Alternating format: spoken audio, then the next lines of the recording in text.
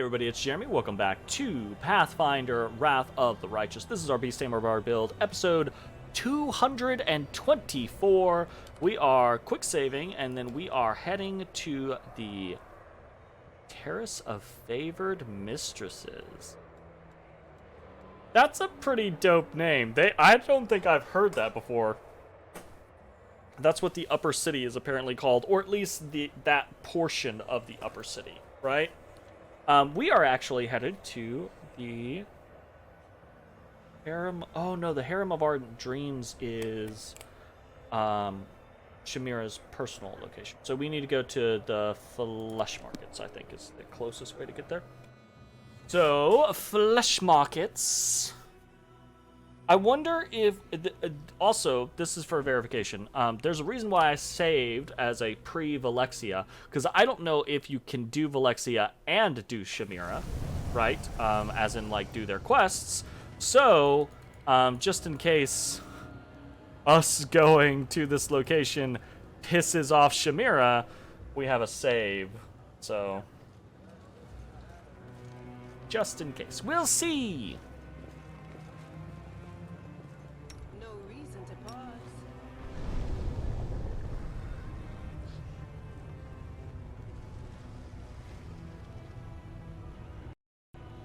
Okay. That's an annoying.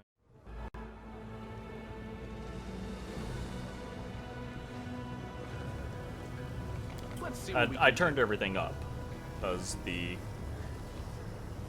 I don't understand why the stuff was so much louder at the Battle Blitz. Let's actually do this real quick while we're over here. This is kind of interesting. Now we know that. Okay. A bright future awaits us.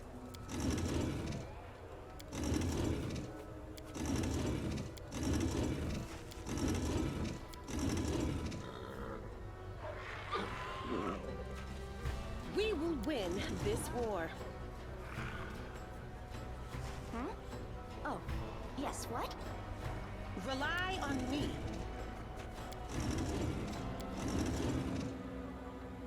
We'll win this. The struggle is never other. cease. So he's restless. I wonder why. I will help where I can. Oh.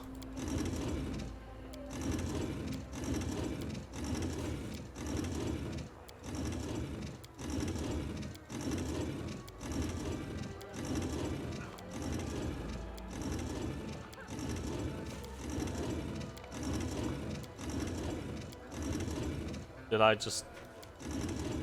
I did.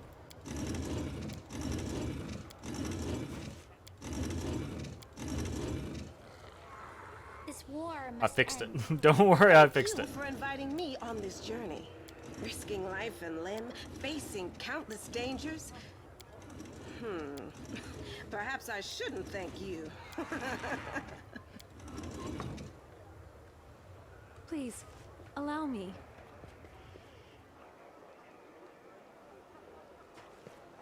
I'm trusting you. Welcome, Respite. Heavy armor. Really? Banded heavy armor. Ooh, with a base of 7. But it's a +5. Ooh. Whenever the wearer of this +5 banded armor is attacked in melee while being prone, stunned, or staggered, the attacker must make a reflex saving throw, DC 30, or suffer from the same condition for 2 rounds. In addition, this armor grants its wearer immunity to fire and acid. That's pretty hype on its own, honestly. A bright future awaits us.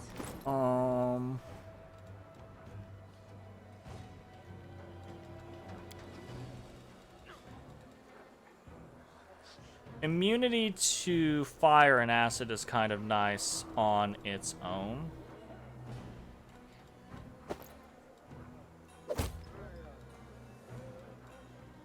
Does not look nearly as good. I'm honestly kind of like playing Fashion Souls with Sela at this point. The immunity to fire and acid is probably significantly better, but you know, it'd be what it be. Oh, we got, are these temporary levels? Character.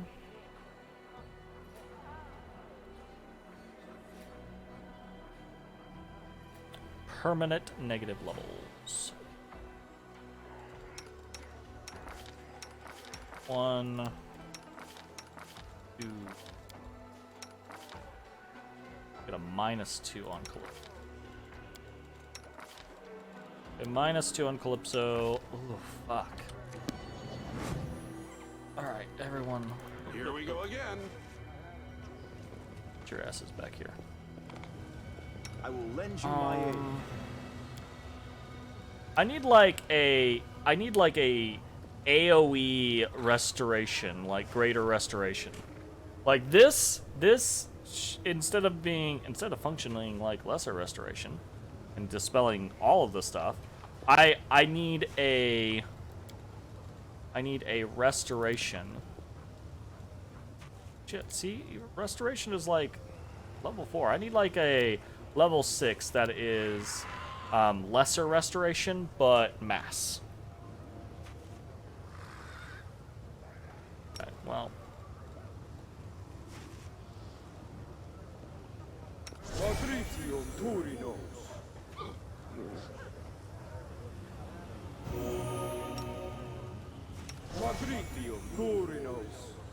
See,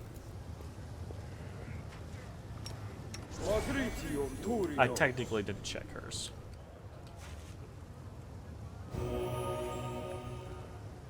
Ours are permanent. Hers.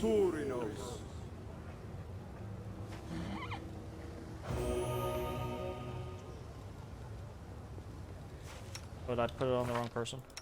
I did.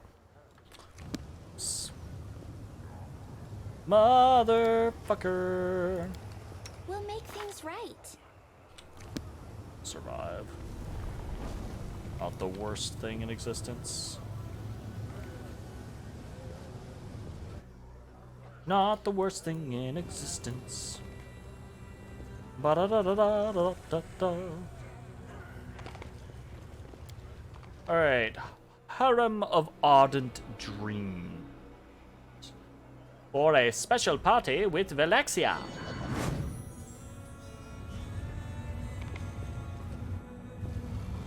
Oh shit.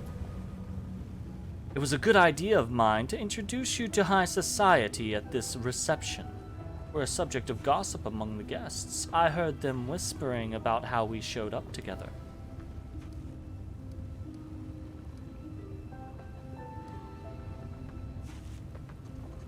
She actually does look pretty cool in each of her outfits. She looks stunning in your new outfit, as usual.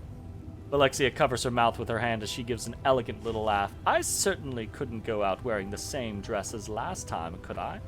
I would have bored you. Moreover, I would have bored myself.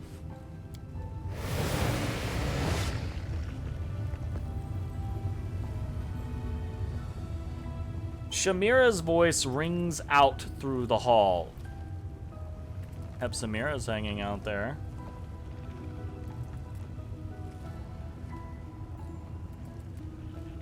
All rise. The proceedings will now begin with the dispensation of false justice. I, Shamira the Ardent Dream, will perform the duties of judge. The rights of prosecution will be granted to anyone acquainted with rage and hatred, and the part of the defender will be given to time and blind fate. All the participants are obliged to show true due dread and obedience to the decisions of the court. Now, our first case is brought by the assassin Dogword against the bodyguard for hire Catrol. Dogword accuses Catrol of being exceedingly nimble and dexterous. What the fuck is this false jury judge justice scenario? What? Is this like a joke trial, but with real punishments? I'm betting. And oh, they're just so funny. People are gonna die for this. This excessive dexterity enabled the defendant to foil 3 assassination attempts against his employer, thus preventing the plaintiff from fulfilling his contract. Sounds like Dogword needs to get good. But Lexi is more interested in having a conversation than watching the sham trial, so yes, it is a sham trial. You know, K-Jack, after our last... Alexia pauses playfully. Visit to the Battle Bliss. I've been thinking a lot about the customs of Golarion. Despite our differences, we actually have a lot in common. Our actions and desires stem from the same passions, except when it comes to... Valexia's eyes widen with excitement, and she utters a word that is as foreign to the abyss as you are. Is she about to say love? From the same passions, except when it comes to... love? I guessed it. Hell yeah. I'm gonna read her like a fucking book. It is common knowledge that demons know nothing about love. So, why don't you explain it to me?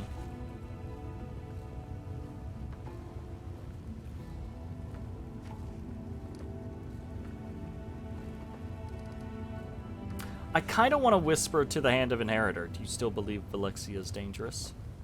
More than ever. Take a look at this place. She brought you here to witness this mockery of justice, to watch this genuine insult to truth and fairness. She is either trying to provoke you to violence or make you one of her obedient puppets.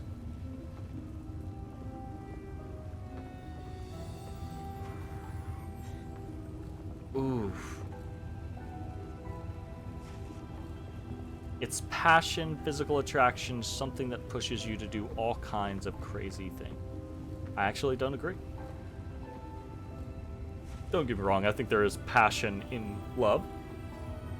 And there should be physical attraction in that particular brand of love, obviously, right? And it can push you to do crazy things, but it doesn't have to. Love can be calming, uplifting, cleansing, right? An illusion that offers an escape from loneliness. I think we're actually going to go good in this particular instance. It is a pure and uplifting feeling in your soul that cleanses your heart of all burdens.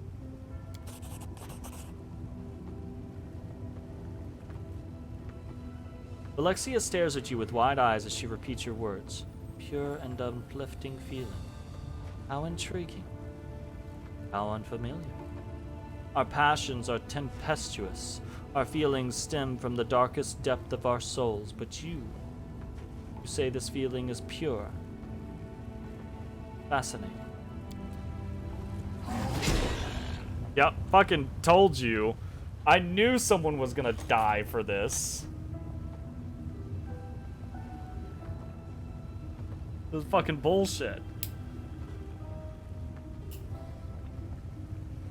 Growling with rage, Cattrall the bodyguard has his head chopped off with a giant axe for being too good at his job.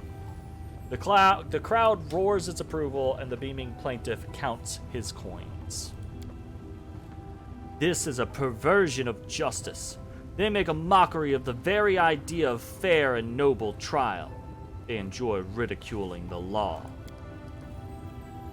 Is it not true that love restricts freedom, and that its harsh constraints can sometimes lead to cruel, evil deeds? Does not love force people to act contrary to their desires and subordinate them to the object of their affection? Do not even the most loving souls feel occasional regret about trading away their freedom for love? Haven't the most terrible betrayals been committed for the sake of love? Doesn't unrequited love cause mortals to commit suicide? And isn't rejection the reason they often resort to violence and other terrible crimes? I'm most curious to hear your answer to these questions. The lawful option sounded almost like something Ninio might say if the theory of evolution had been developed in Golarion. Yeah, I can see that, actually. 100%.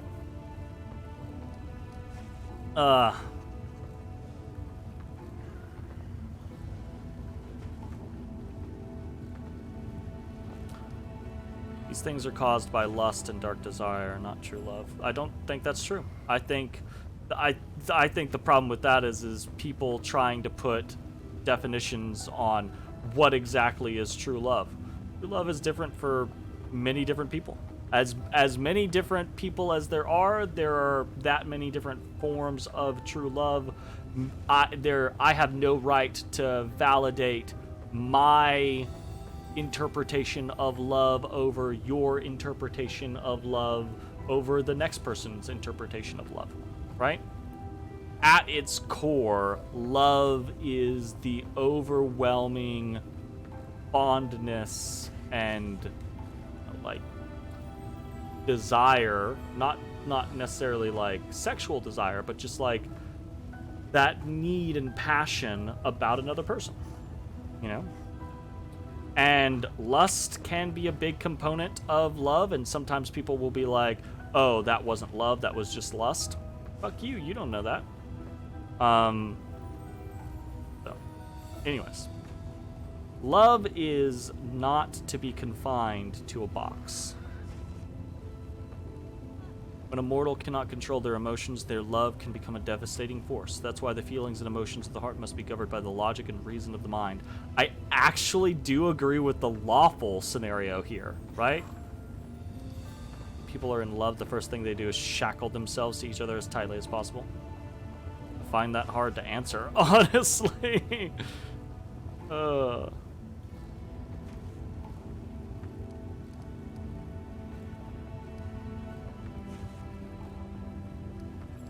I don't. I'm probably. This is where the Hand of the Inheritor and Sela would probably get mad at me. I don't give a shit about this trial, right? Is it a sham trial? Yes, sure, absolutely. Is it unjust? Yes, sure, absolutely. Is it demons killing demons? Yep. Like, is it unjust for this demon to be killing this demon for this false reason? Yes. Is this demon a demon and probably causing issues? Yeah. Yeah. So, you know.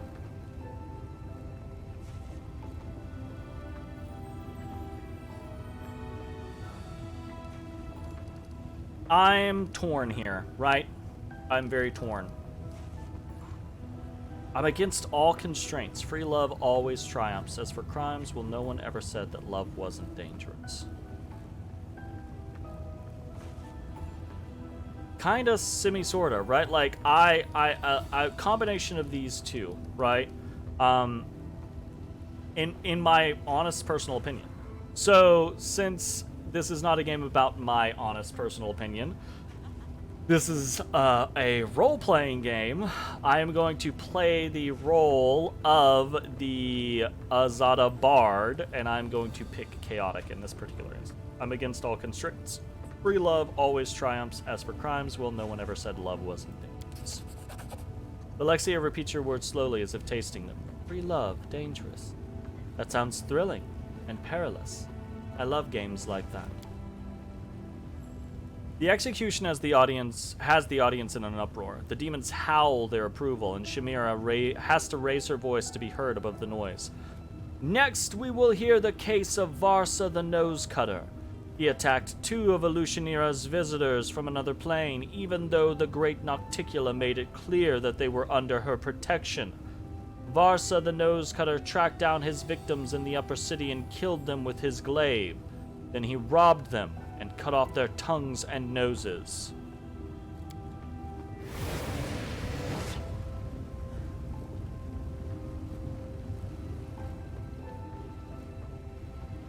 This scrawny demon doesn't look like a hardened killer. He writhes in his shackles, yelling hysterically. But I'm not Varsa the Nose Cutter! I don't even know who that is! My name is Sharzal! I've never been to the upper city. I'm not allowed to enter, even though it's where a slaver of my status should live. Besides, I've never held a glaive in my life. This is all Hepzamira's fault. She wanted to buy my slaves at half price, and I've refused to sell. Now she's taking revenge against me and plans to get her hands on my slaves. They really want to re-emphasize over and over and over again that this guy's a slaver, and therefore It seems to me that love is like a living creature. Sometimes it behaves one way and at times others.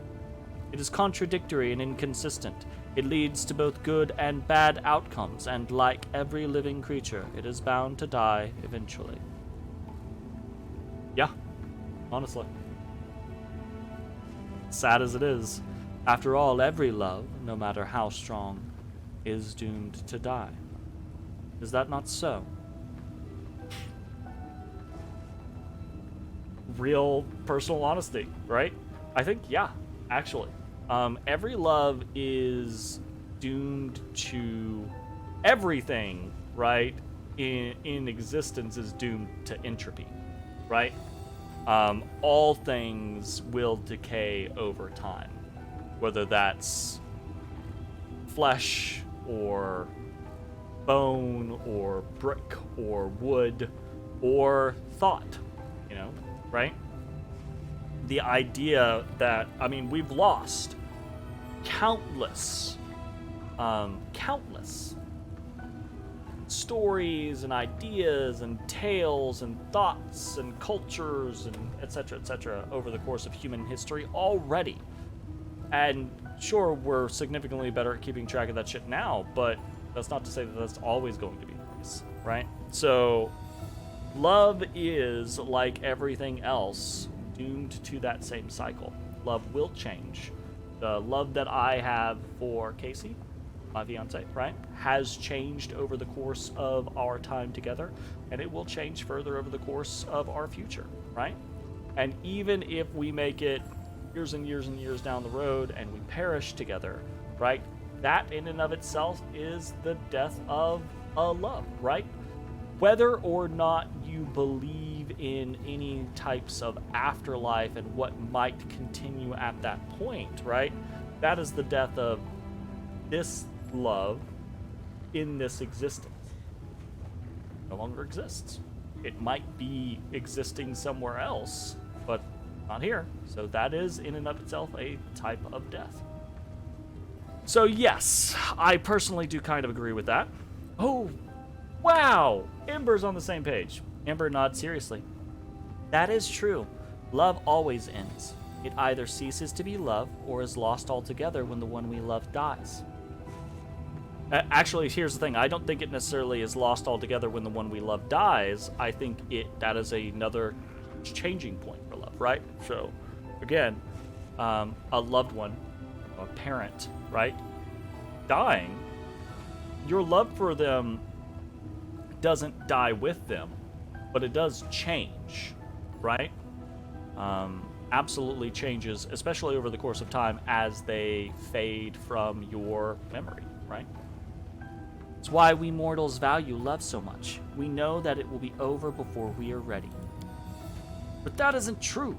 We value it for the moments of true happiness. When you are with the people you love, you can laugh and drink and joke and tell silly stories, and you feel like it will last forever. Because when love is with us, death ceases to exist. All of your interpretations here are valid. Here's the thing. That's what I said earlier. Love is not to be put in a box, right? This is love to Sela. That is love to Ember. Ember answers with a cheerful laugh. Of course you're right. What you say is so nice, and it is so true. Love does help us feel less afraid of death. It can even make us feel immortal.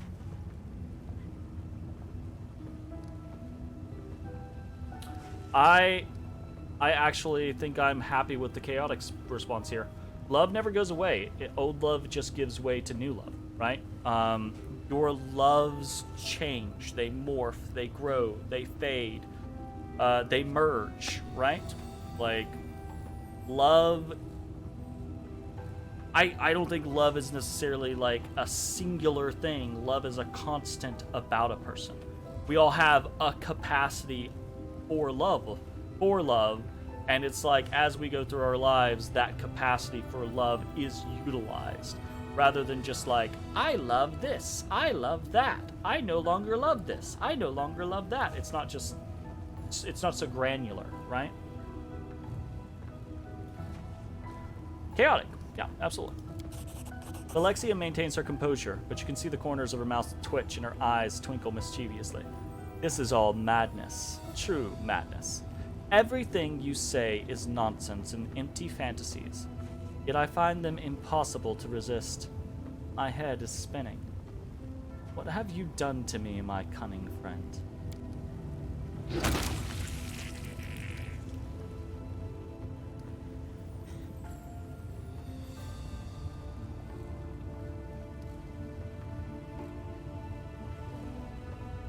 Oh, this is about to be a problem, isn't it? Chimera shouts to be heard. Oh no. Hepzimira standing here. Is Hepzimira about to... Because we just listened. Hepzimira got that guy killed. Is Hepzimira about to try to get Valexia killed?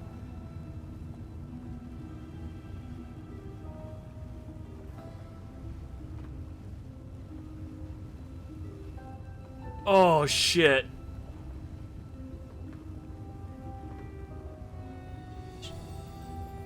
Right? Or me, right? I could see it being, it's gotta be someone, it's gonna be a big thing. This is, the way it was designed, this is about to be a problem.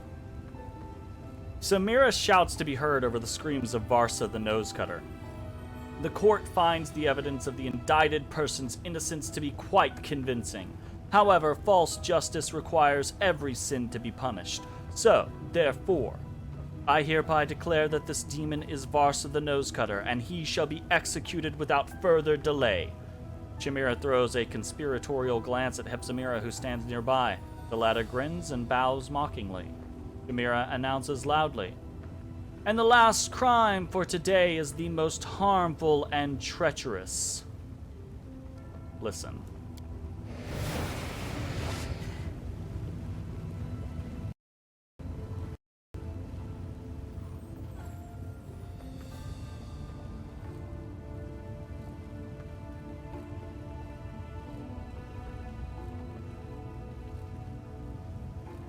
The crime of sinful mercy, and the offense was further aggravated by an attempt at self-sacrifice. A tiefling is brought forward in chains. Chimera glares furiously at the bloodied, beaten figure. The mortal who stands before you is a descendant of Sharzal, a slave trader who died recently. Oh, really? A week ago, this tiefling was offered the chance to be an accomplice in the murder of his progenitor, Sharzal, in exchange for a portion of his slave holdings. However, this mortal refused to participate in such a cunning, highly profitable murder. Driven by some insane familial sentiment and a disgusting display of fondness, Chimera literally spits out this last word. He warned Sharzal about the possible attempt on his life, personally hired Catrol, one of the best bodyguards in Alushanira, to guard his father's life. Okay, so all of this was all a trio. I did not realize this was all linked. Chimera has to shout to be heard over the indignant clamor of her demonic audience. There's more!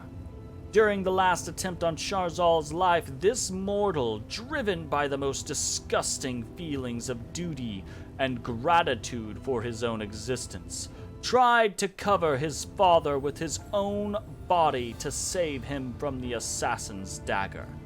We find such actions to be criminally insane and dangerous. Therefore, false justice demands that we sentence this mortal to death. Sharzal's property will be declared destitute of an heir, and henceforth accessible to anyone who wishes to take possession of it. The tiefling is too weak to protest, and at a signal from Chimera, he is executed by the guards. We didn't even get a chance to react there. Alexia smiles at you, her eyes sparkling with excitement. She seems uninterested in the drama that just played out before your eyes.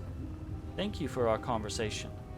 I expected to find it interesting, but I had no idea that our discussion would be so thought-provoking. I'm so glad I decided to come here with you, and I sincerely hope that you'll visit me again. I hope to see you soon at my manor. I host small receptions for the most interesting and noteworthy residents of the Upper City. Conversations at these receptions are always entertaining. If you were to attend, we could continue our discussion about love. Of course, I seriously doubt my guests would be as interested in the topic as I am, so perhaps we should finish our conversation in private. I hope to see you soon, sweet K-Jack. Don't stay away too long. I'm looking forward to your next visit. Alexia gives you a dazzling smile, then vanishes into thin air. She's fucking trouble. And Hepzibah vanishes into thin air. As did Shamira. Okay, yeah. Valexia's trouble. Valexia's a goddamn problem. Oh, Shamira did not. Peace out. Oh, fuck. Okay. Here we go. We're just gonna head to attend the reception, yeah.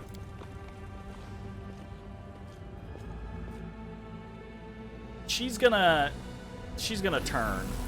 Like everything's nice and she's like, "Oh, love is so interesting, blah blah blah blah blah." She's gonna get us alone and she's gonna try to like fucking knife us or mind control us or some shit.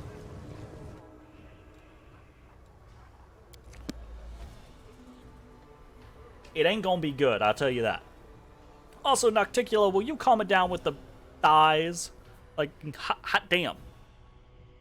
Thick thighs save lives. Otis Bodus is so asleepus. Well, he's not anymore, but he was. He was very asleep. Very, very upset. Are you upset, Odie Bodie? Duh. I'm not upset, Papa. I never be upset, Papa. I don't know the meaning of the word, Papa.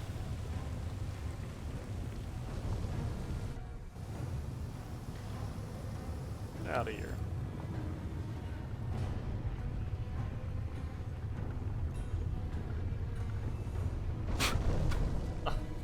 There's so much cat hair everywhere.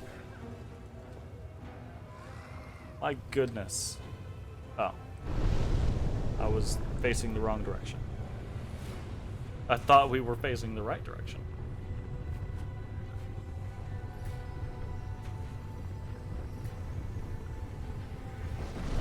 Ha! Beautiful.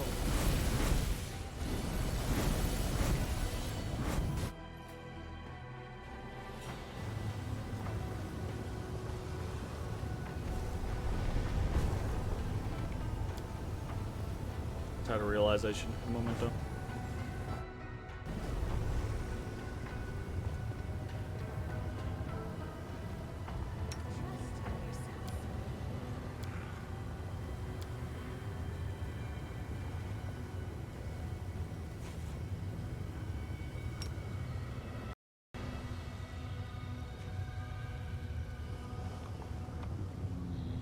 Let's see what we can do.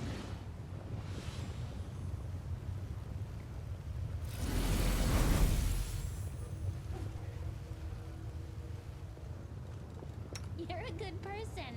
I like you.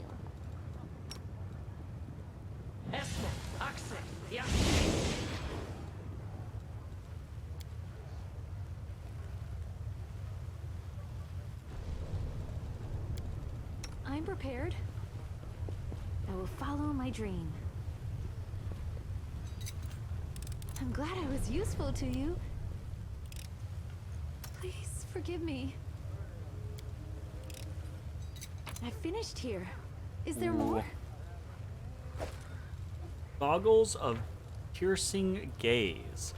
These goggles grant their wearer a +1 insight bonus on attack and damage rolls against outsiders, as well as a +10 competence bonus on persuasion skill check.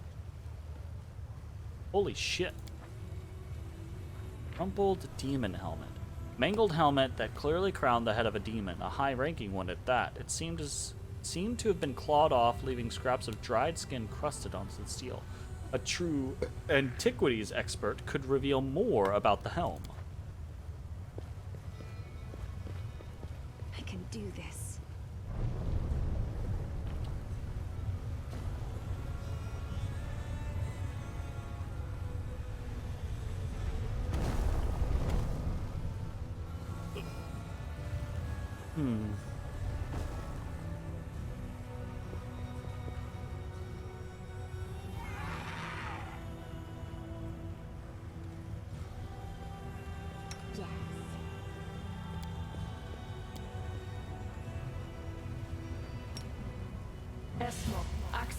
Yes.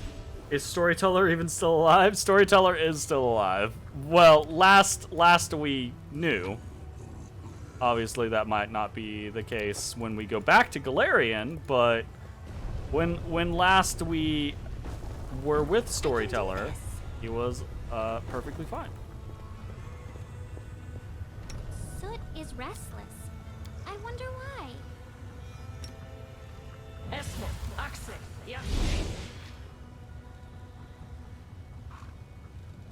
This war must end.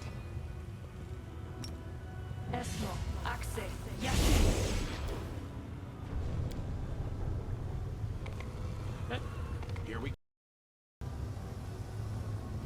Seems fun.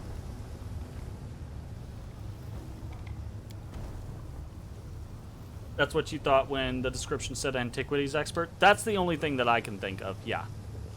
I would assume it's an artifact to take to Storyteller. Okay, that I think is a good place for us to jump into the Rupture of Rapture.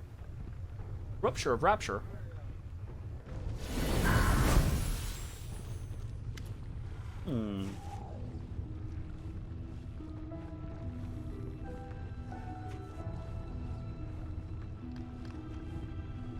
Oh, no.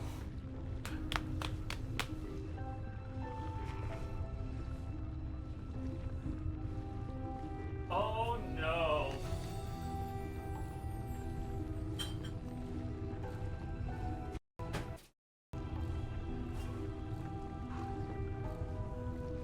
She did warn us that she grows bored. Valexia's demeanor has changed since the last time you saw her. She looks at you with a mixture of boredom and irritation. When she greets you, her friendliness no longer seems genuine, but forced and insincere.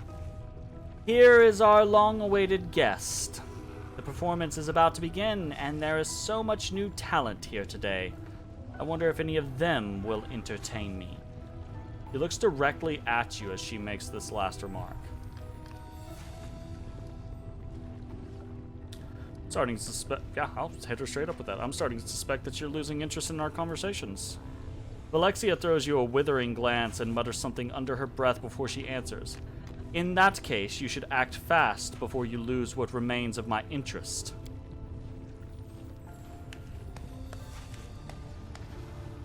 Did not take her long.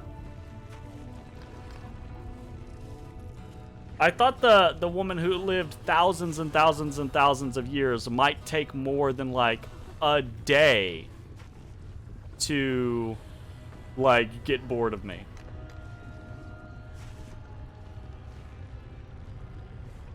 She's gonna kill this man, isn't she? Alexia claps her hands imperiously, and one of the performers begins to sing a heartfelt ballad in a deep, velvety voice. Alexia looks tired, and her eyes are full of sadness. There's a wistful note in her voice as she asks, "Tell me, how did you end up here in the Abyss? You're not one of us. Our ways are foreign to you. Why did you come to our world?"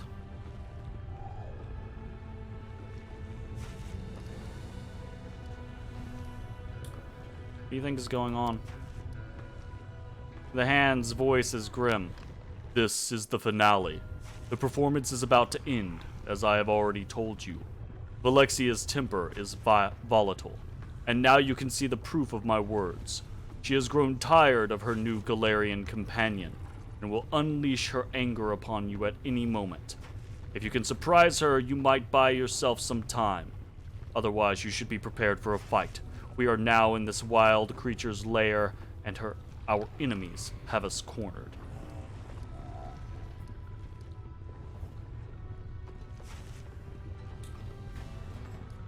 I mean, technically, my queen ordered me to. But I'm gonna hit her with that chaotic. I came here because I wanted to.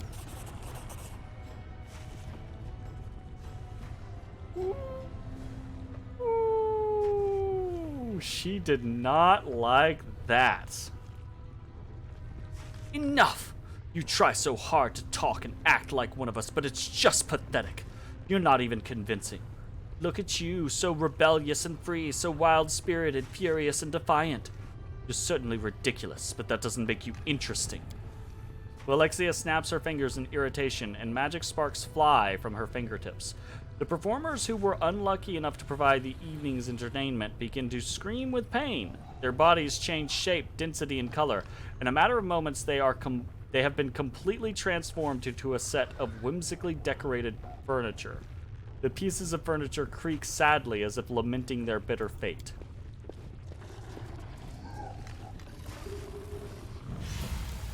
I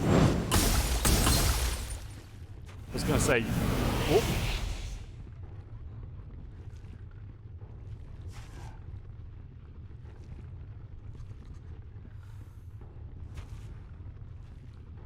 Alexia's face contorts violently. Her beauty disappears and her features transform into something wild and animalistic. Her jaws expand, revealing her horrible teeth.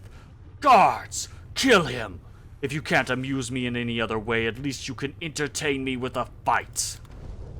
Alright then. Here's the Enchantress from the Beauty and the Beast. She's fucking something, my god. Oh, hey. Cambion Bard, Cambion Defiler, Cambion Alchemist. Oh god, we're getting shot at from the top. And oh, Social's already dead. Dear fucking lord. Merilith Conqueror, the Bloody Freak. And that's funny. I talked about how, I wonder if we get the Bloody Freak away from Hepzimira, blah, blah, blah, blah, blah, blah, without being like, oh, he's just going to show up when we fight Valexia. Oh, God. Okay, let's take a look at Valexia. She looks cool. She really does. I like her portrait. I wish you could, like, see a portrait of people. What's she got going on? She's got 50,000 things. Foresight. She has permanent foresight. AC 48.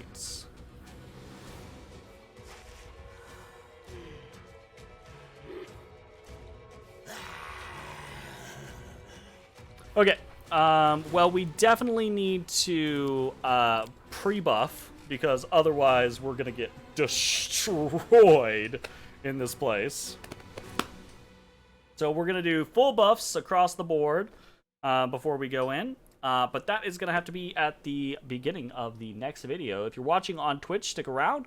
We're going to keep playing. If you're watching on YouTube, I hope you enjoyed.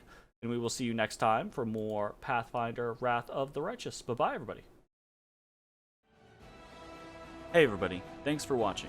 If you enjoyed the video, consider leaving a like, commenting, or subscribing. It really helps me out. If you'd like to see me live, head over to my Twitch at twitch.tv/thedistanthorizon.